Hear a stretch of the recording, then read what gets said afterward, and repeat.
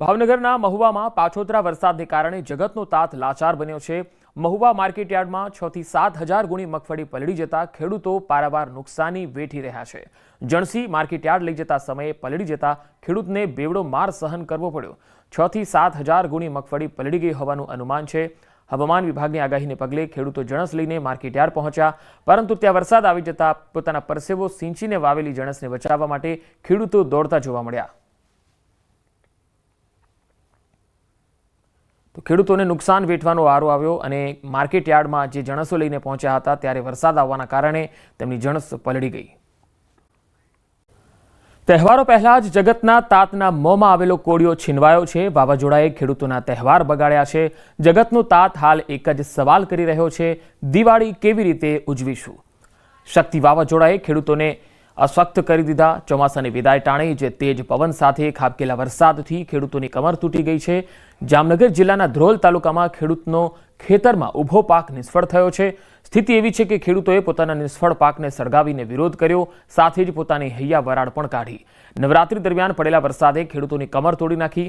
ધ્રોલના ખીજડીયા, જારિયા, માનસર સહિતના ગામોમાં મગફળી અને કપાસના પાકને ભારે નુકસાન થયું છે, જેના કારણે ખેડૂતોને મોટું આર્થિક નુકસાન સહન કરવું પડ્યું। આખું વર્ષ મહેનત કરીને ઉગાડેલા પાકને નુકસાન થતા ખેડૂતો વેદના ઠાલવી રહ્યા છે। તેમનું કહેવું છે કે પાક એટલો બગડ્યો છે કે બજારમાં વેચવા જેવું કંઈ જ બચ્યું નથી।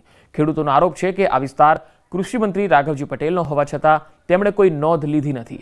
જગતનો તાત હવે સરકાર પાસે વળતરની માંગ કરી રહ્યો છે।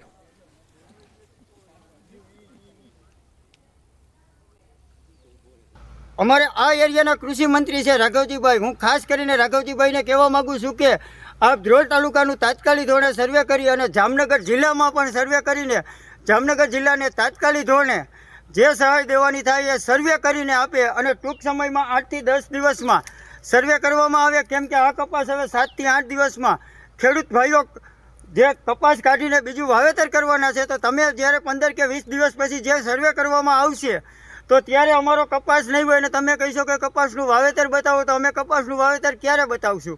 સરકારને એમ કે અમે પોગાડી કે આવી રીતે અમારે આ જો દુઃખ ચારો ખેડૂતનું તો વાંધો નહીં, ને કે ખેડૂતમાં કોઈ એને વાવવું શું ગણતરી કરવાનો અત્યારે ખેડૂતનું મગજ કામ નથી કરતો। ખેડૂત જો વાડી આવવું હોય તો ખેડૂતને વિચાર કરવો પડે, મજૂર કે શું કરવું, એવી બધું આ બધું પોઝિશન છે અત્યારે અમારે ખેડૂતની।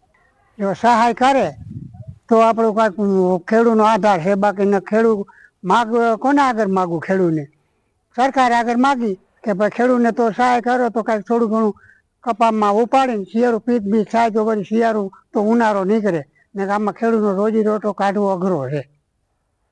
ભાવનગરના મહુવામાં પાછોતરા વરસાદને કારણે જગતનો તાત લાચાર બન્યો છે। મહુવા માર્કેટયાર્ડમાં 6 થી 7 હજાર ગુણી મગફળી પલળી જતા ખેડૂતો પારાવાર નુકસાની વેઠી રહ્યા છે। જણસી માર્કેટયાર્ડ લઈ જતા સમયે પલળી જતા ખેડૂતને બેવડો માર સહન કરવો પડ્યો। 6 થી 7 હજાર ગુણી મગફળી પલળી ગઈ હોવાનું અનુમાન છે। હવામાન વિભાગની આગાહીને પગલે ખેડૂતો જણસ લઈને માર્કેટયાર્ડ પહોંચ્યા, પરંતુ ત્યાં વરસાદ આવી જતા પોતાના પરસેવો સિંચીને વાવેલી જણસને બચાવવા માટે ખેડૂતો દોડતા જોવા મળ્યા। તો ખેડૂતોને નુકસાન વેઠવાનો વારો આવ્યો અને માર્કેટયાર્ડમાં જે જણસો લઈને પહોંચ્યા હતા ત્યારે વરસાદ આવવાના કારણે તેમની જણસ પલળી ગઈ। વધુ સમાચારો પર નજર કરીશું, હાલ રોકાઈશું એક વિરામ માટે।